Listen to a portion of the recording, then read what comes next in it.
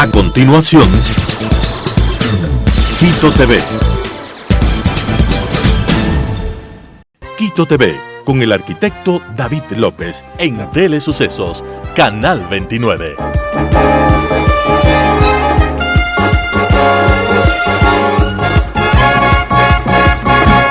¿Qué tal, amigos? Bienvenidos a Quito TV, el espacio de la ciudad a través de Telesucesos y sus distintas frecuencias: 29, 29.1, televisión abierta, 73 en Extreme TV Cable, 43 en Claro TV, canal 6 en Cable Unión, en Alfa TV, canal 44 en CB Televisión, en el Cantón Mejía, en la ciudad de Machachi. También nos pueden seguir en tiempo real, www.telesucesos.net. Desde cualquier parte del mundo entran a nuestra página y dan la opción en vivo. Además, este programa luego lo pueden revisar ustedes en Telesucesos HD, que es nuestro canal de YouTube. El día de hoy tenemos la presencia de Emilia López Jaramillo. Ella es IBCLC, que es International Board Certificate Lactation Consultant, ¿no? Es una especialista certificada en lactancia, precisamente. Son 20 aproximadamente a nivel nacional los que tienen este certificado.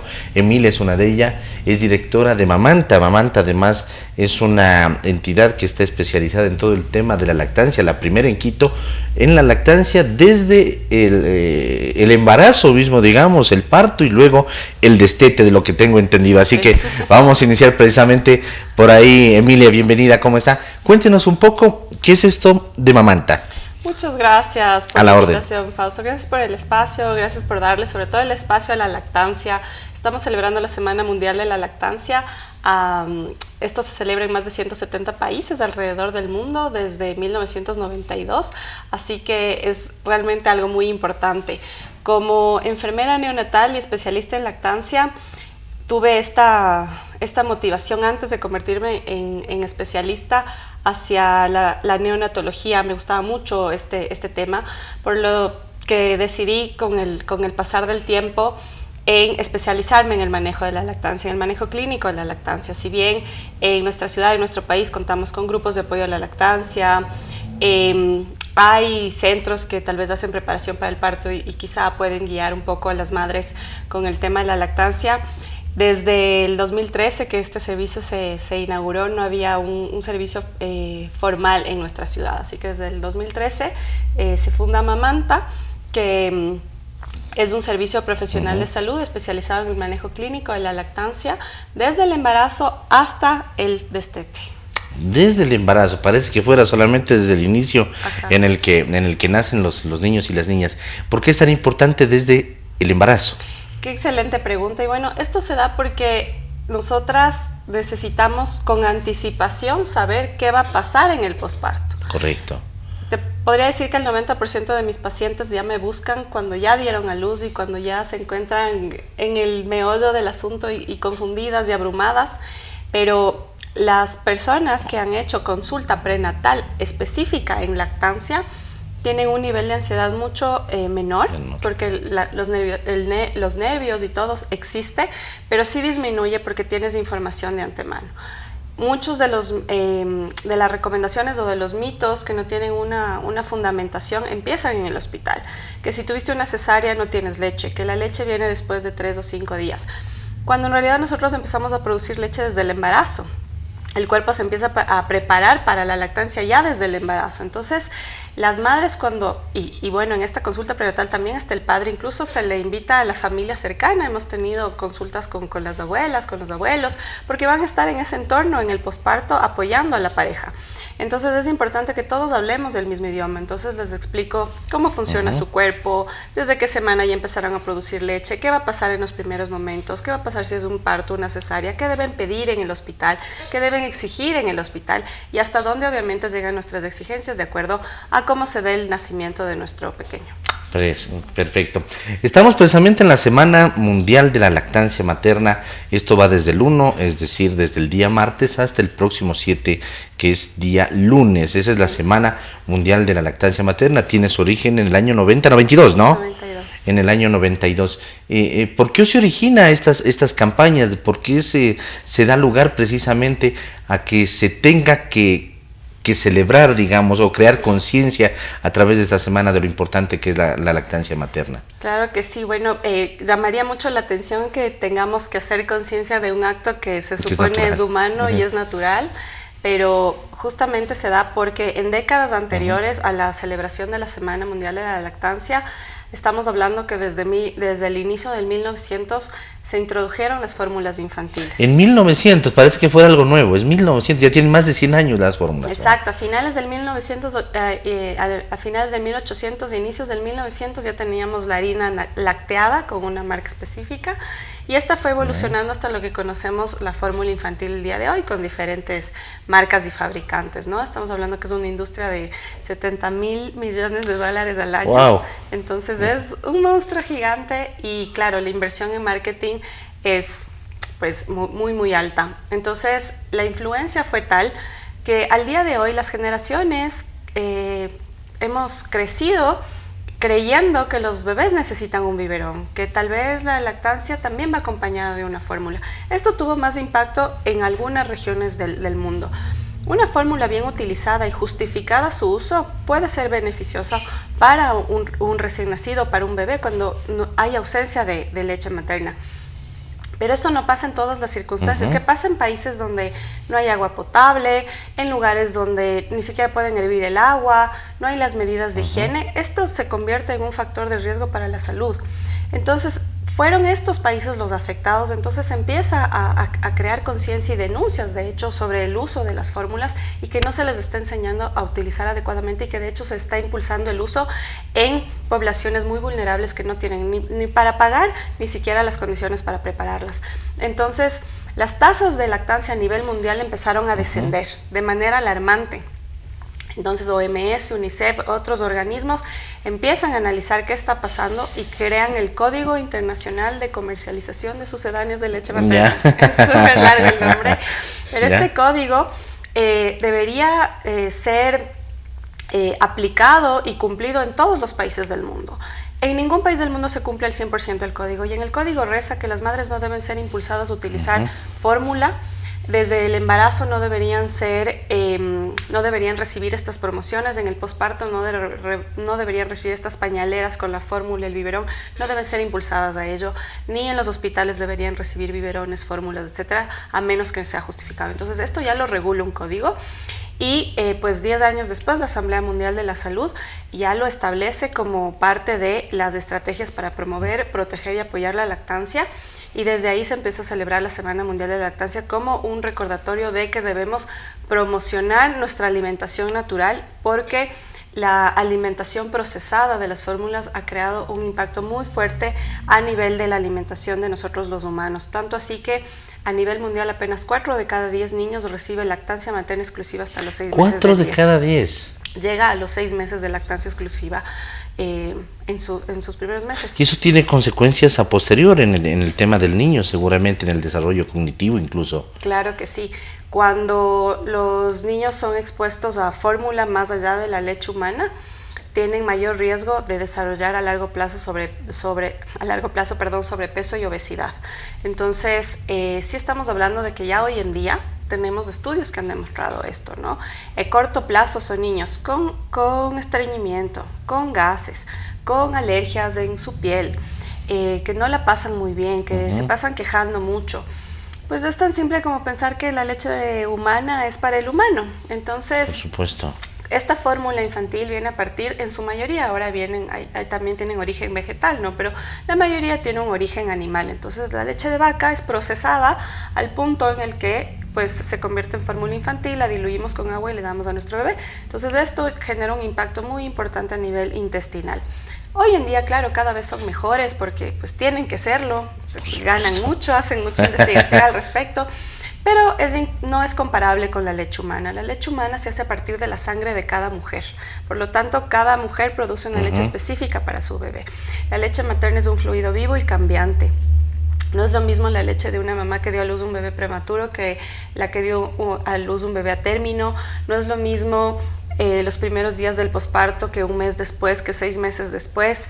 Quizás si un bebé está por ahí gateando, se lleva algo a la boca y tiene 9, 10 meses quizá y le da diarrea, pues la leche se vuelve más líquida para hidratarle. Entonces todo el tiempo la leche se va adaptando a la necesidad de nuestras crías humanas. Qué interesante, ajá. Es súper interesante, sí, pero no, a veces lo subestimamos, ¿sí? Hay muchas creencias, muchos mitos al respecto. No tengo suficiente leche, tal vez sí necesito la fórmula, o necesito que tome fórmula porque ya voy a volver a trabajar, entonces ¿cómo hago cuando vuelva a Cuando trabajar? sea estrictamente necesario, como usted lo dice, y justificado, Sí. porque lo peor es lo que también lo acaba de decir, en el que piensan que la fórmula reemplaza la leche materna, Exactamente. incluso a veces desde el primer día de nacimiento. Exactamente, en muchos hospitales privados sobre todo hay separación mamá-bebé, no se hace apego inmediato al nacer, pasan en las celas de neonatología horas de horas y reciben obviamente biberones y fórmulas alterando el proceso natural de la lactancia. ¿Hasta cuándo se tiene que dar el tema de la lactancia? Porque ese es otro de los mitos. Dicen, no, ya tiene el niño 6 meses y hay que destetarle. A otros dicen, no, al año. Otros dicen a los 2, a los 3, a los 4. Hay casos que seguramente deben llegar a los 5 años, ¿no? Claro que sí. Sí, nos reímos, pero debe ser cierto, ¿no? Seguramente. Sí. O sea, realmente, más bien la risa viene porque nos espantamos al ver guaguas grandes lactando, cuando en realidad es parte de nuestro proceso natural como animalitos que también somos, ¿no? Nuestra especie mamífera se empieza a destetar a partir de los 2 años, ¿sí? A partir de, o sea, los 2 primeros años debería de haber lactancia materna, sí o sí. Materna, sí o sí. Yeah. Los 6 primeros meses debe ser exclusiva, solo leche materna, ni siquiera agua, porque a veces dicen hay que darle agüita adicional. No, la leche materna le hidrata y le nutre y no se necesita alimentos adicionales. Entre los 6 meses y el primer año viene ya la alimentación complementaria, pero la leche materna sigue siendo la base fundamental de la alimentación. A partir del año, la alimentación viene a ser la base y la leche materna continúa acompañando la alimentación hasta los 2 años, y de los 2 años en adelante, tanto como mamá e hijo o hija quieran. ¿Sí? Se van desprendiendo naturalmente, así como fue natural el asunto. Y la lactancia es una decisión también. Hay madres que dicen, bueno, yo realmente solo quiero un año por X razón. Si realmente están convencidas y es algo que ellas quieren y han cumplido y se sienten satisfechas, está muy bien, se empieza a guiarlas en un destete progresivo, ya que no se va a dar un destete natural. Y si la verdad ellas no se cuestionan mucho esto, pues le acompañarán a su hijo o su hija hasta que quiera destetarse. Y la brecha es amplia, entre los 2 y los 5 años más o menos se destetan nuestras crías. Entonces, el factor cultural ahí tiene mucho que ver, porque nuevamente nos espantamos quizá viendo un niño que camina lactando, pero es porque no hemos estado acostumbrados. Quizás si nuestro entorno hubiese estado acostumbrado a eso, pues sería distinto. Por ejemplo, en las comunidades del oriente, los guaraníes, ellos destetan a los 5 años. Y nada de que el proceso, de que le explico, de que a los 5 años llegó y chao, no te volví a dar nunca más. Es una situación cultural en la que no podemos juzgar ni criticar. Por supuesto. Pero así se da. Entonces, creo que también tiene que ver mucho con nuestras creencias y costumbres, y que las madres necesitan solo información fiable para que ellas tomen la mejor decisión. ¿Cuál es el origen para que determinadas madres no puedan producir leche? Seguramente sí producen, pero no pueden dar de lactar. Seguramente deben de haber muchos motivos, de pronto la ansiedad, el desconocimiento, el nerviosismo, son mamás primerizas, no sé. Sí. Tú los has mencionado todos. Sí. Dar de lactar se aprende. Muchas veces las mujeres tienen esta presión en el posparto. ¿Siempre hay producción de leche, eso sí? Siempre hay producción de leche. Siempre, ya. Siempre hay producción de leche. Nosotros, como hembra mamífera de la especie, nos embarazamos, parimos y amamantamos. Esa es nuestra función biológica. Porque hay mujeres que dicen, no le di porque no tenían leche. No tuve, no me salió ni una gota. Ya. Yo lo que siempre les digo ahí, siempre hay una historia detrás. Algo pasó ahí. Nosotros biológicamente estamos diseñadas para seguir con este proceso de preservar la especie. Entonces, nosotros al tener glándula mamaria durante la adolescencia nos desarrollamos. No tiene que ver con el tamaño del seno. No quiere decir que porque tengo senos grandes voy a tener un montón de leche. Realmente no. La grasa le da el tamaño, pero la funcionalidad de la glándula mamaria depende de cómo fue nuestro desarrollo. Si nuestras menstruaciones fueron regulares, cómo fue nuestra nutrición en el desarrollo, eso es importante. Entonces, sí, no todas las mujeres producen el mismo volumen, ¿sí? Porque hay una historia distinta. Pero todas las mujeres que tienen glándula mamaria pueden producir leche. El volumen sí podría variar. Por ejemplo, si es una mujer que en la adolescencia no se nutrió bien, quizá, por ejemplo, los casos de anorexia importante tienen ausencias importantes de menstruación y en ellas no se desarrolló totalmente la glándula mamaria, a pesar de que puedan tener los pechos normales, se podría decir, pero la funcionalidad del órgano en sí se afectó por algún factor. Entonces empieza su proceso de amamantamiento y empezamos a ver que el bebé no orina, no hace deposición, no sube de peso, lo ha intentado y realmente no conseguimos este avance en el crecimiento. Siempre partimos de una historia clínica. Si se puede compatibilizar la historia clínica con esto que está pasando con el recién nacido, que no sube de peso, que no orina, que no hace deposición, pero ya hemos intentado lactancia, pues podríamos llegar al diagnóstico de hipogalactia por hipoplasia mamaria. ¿Qué quiere decir? Poca leche por quizá que no hay suficiente tejido glandular. Sin embargo, ellas pueden continuar amamantando. Tal vez no van a cubrir al 100% la necesidad y ahí se justifica el uso de un sucedáneo, pero también podemos seguirle beneficiando a ese bebé de esa leche, porque puede ser poquita, pero los nutrientes que tiene son incomparables. Entonces, ellas pueden hacer lactancia mixta.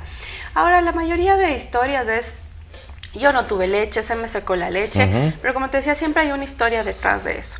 ¿Cómo estuvo la información en el embarazo? ¿Cómo fue su posparto? ¿Qué le dijeron en el hospital? ¿Qué pensaba al respecto de la lactancia? ¿Cuáles eran sus deseos de amamantar? Los mitos. O vuelven al trabajo y ya no tienen las facilidades para continuar haciendo un banco de leche en casa porque no hay sala de apoyo de la lactancia en sus empresas. Entonces dicen, bueno, ya me tocó regresar a trabajar y se me secó la leche. Claro, porque no logramos compatibilizar. Correcto. ¿Y cuál es la situación actual ahora, 2023? Estamos en agosto, en esta Semana Mundial de la Lactancia en Ecuador en específico. En el mundo hemos hablado un poquito en términos generales que 4 de cada 10 madres, prácticamente el 40%, hay el tema de 4 de cada 10 niños están en el tema de la lactancia materna. ¿Cuál es la situación en el Ecuador? ¿Es más crítica? ¿Se ajusta a estos parámetros, a estos porcentajes mundiales? En la ENSANUD, la encuesta de salud y nutrición del 2012, teníamos que la cifra era igual, 4 de cada 10. Hoy, actualmente, según la ENSANUD del 2018, estamos en 6 de cada 10. Tenemos mucho todavía por hacer. Sí, tenemos Hemos subido. Puntos más. Sí, perfecto, sí tenemos 2 puntos más, vamos subiendo. Lo cual está muy claro. bien. Pero todavía hay un trabajo inmenso por hacer. ¿Cómo está la política pública? ¿Sí se está cumpliendo la ley de maternidad? Tenemos una norma maravillosa en el Ministerio de Salud Pública que son los establecimientos de salud amigos de la madre y del niño. Esta es una estrategia pionera en la región. El Ecuador la tiene desde el 2015. En esta estrategia se motiva a la madre, bueno, primero se concientiza al personal de ese establecimiento de salud.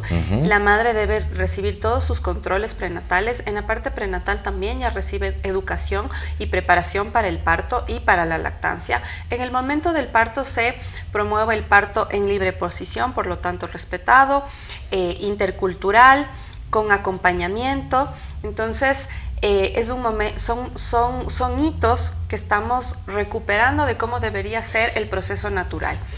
Después del parto viene el proceso de posparto, en el que debe de ley haber apego piel con piel, que el bebé no se lo lleve en horas lejos de su madre, sino que después del nacimiento se quede piel con piel con su madre, sea parto, sea cesárea, y que sea lactancia exclusiva. Esto es que en casos muy específicos únicamente se puede utilizar fórmulas e incluso con instrumentos diferentes a los biberones, ¿no? Un vaso, una cuchara, una jeringuilla, etcétera, para no interferir con la lactancia. Entonces, esta norma ya existe. Es una política de salud. Es una norma. Es una norma. Es una certificación que hospitales y grandes maternidades del Ministerio de Salud Pública a nivel nacional ya se han certificado, y establecimientos de salud que reciben partos también, los establecimientos de salud, las maternidades de corta estancia, los tipos C. También se han certificado varios de ellos, no al 100%, pero muchos ya se han certificado y varios ya están en el proceso de certificación. Pero ¿qué está pasando con el resto de la red de salud? IESI, SAISPO, la red privada. En ninguna de estas otras redes hay un solo establecimiento certificado como establecimiento de salud amigo de la madre y del niño. Existe la norma, ¿por qué no la estamos cumpliendo? ¿Por qué no la estamos adaptando a nuestras realidades? Cuando incluso en hospitales o clínicas pequeñas es mucho más dable, porque hay menos personal, porque es mucho más fácil capacitar quizá a 100 personas que a 200, 300, 500 de hospitales grandes, ¿no? Que sí lo han logrado. Entonces, está la norma, necesitamos, creo yo, conocerla y difundirla mucho más, conocer los beneficios de cumplir con esto, para que, pues, podamos seguir trabajando en conjunto desde todos los ámbitos del Sistema Nacional de Salud y que, pues, nuestra población esté más sana gracias a la lactancia. Correcto. ¿Qué son las salas de apoyo? ¿Qué son las salas de lactancia? Tú las has topado estos dos términos además. Sí, las salas de apoyo a la lactancia son espacios físicos que deben existir tanto en las empresas privadas como en las instituciones públicas. ¿Para recolección de leche? ¿Para el banco de leche? La sala de apoyo a la lactancia es un espacio físico donde asiste la madre 20 minutos cada 2 horas durante su jornada de trabajo, ya sea para sacar leche o si es que vive cerca de su trabajo, su familia le trae a su bebé para amamantar. Ya, eso perfecto. Sí dice la ley. En nuestra ley de... ¿20 minutos cada cuántas horas? Cada 2 horas. Cada 2 horas, exactamente. En nuestras horas de lactancia, el periodo de lactancia se da cuando termina el periodo de maternidad. La madre retoma el trabajo y las empresas, por cada 50 mujeres en edad fértil, debería tener una sala de lactancia establecida, siempre, constante. Si el número es menor, debe haber una sala temporal. Esta sala es un espacio físico de al menos 2x2 que debe tener un sofá o sillas cómodas, un lavamanos, un refrigerador para poder dejar la leche. O sea, es un espacio amigable y cómodo que no es del baño, que no debe estar junto al baño.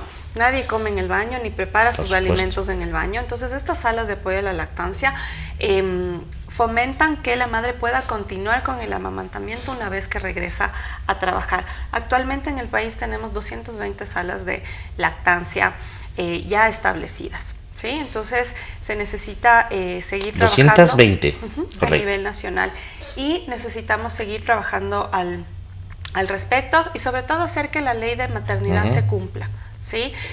Muchas veces las madres están en esta situación de vulnerabilidad porque recién empezaron a trabajar, etcétera, etcétera, y acumulan sus horas de lactancia para quedarse quizá un mes más con su bebé, pero claro, le dejan de 4 meses y les toca regresar a trabajar al 100%, 8 horas.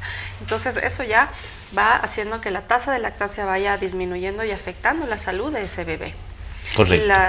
El tiempo de lactancia es de 15 meses después de que se terminó la parte de maternidad, después de los 3 meses de maternidad. Correcto. Esto a propósito de que cada año hay un tema especial dentro de la Semana Mundial de la Lactancia, y el tema de este año es facilitar la lactancia materna, marcando la diferencia para las madres y padres que trabajan. Exactamente. Entonces, es el tema. ¿Se ha definido para este año, al menos aquí en el Ecuador, algún tipo de conversatorio, algún tipo de seminario, tal vez referente a este tema de la lactancia materna? O con mayor impulso estas campañas precisamente a través de las entidades de salud también, para que se puedan ir certificando de a poco las que faltan, por favor, ¿no? Sí, por favor.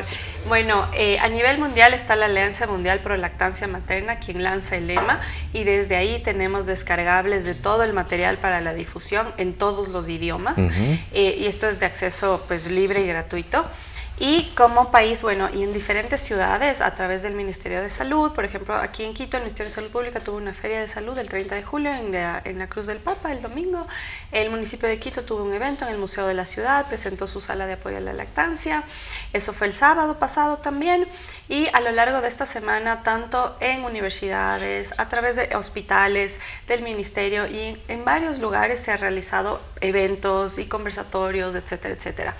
Va a haber un taller de mamás este fin de semana también.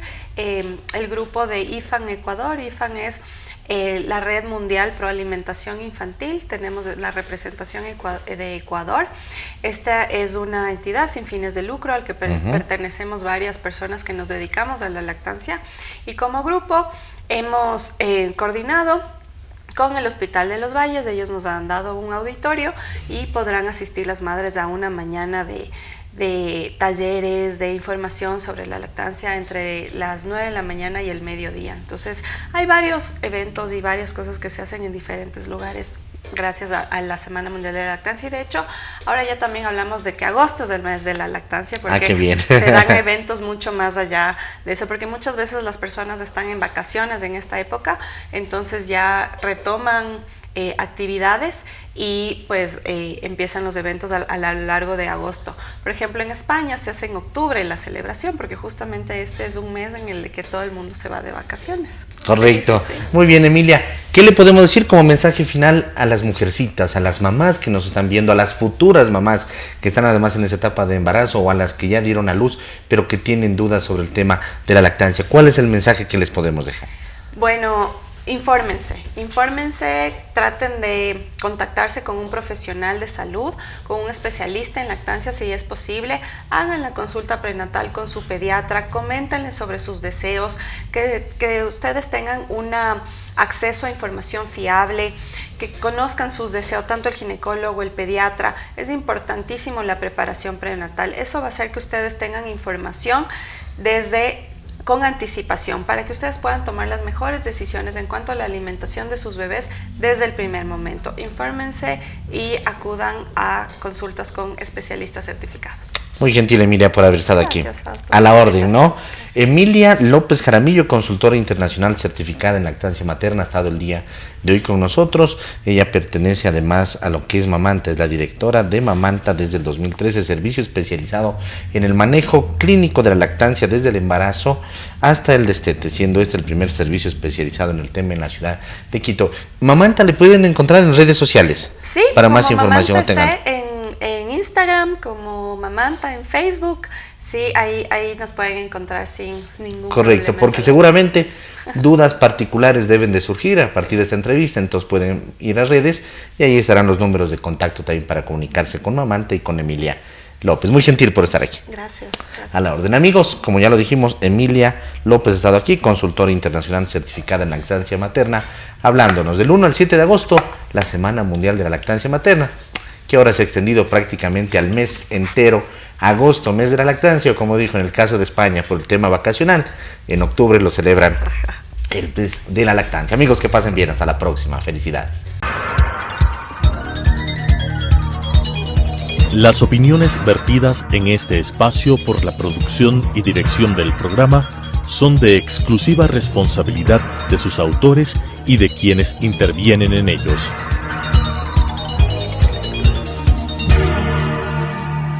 Quito TV, con el arquitecto David López, en Telesucesos, Canal 29.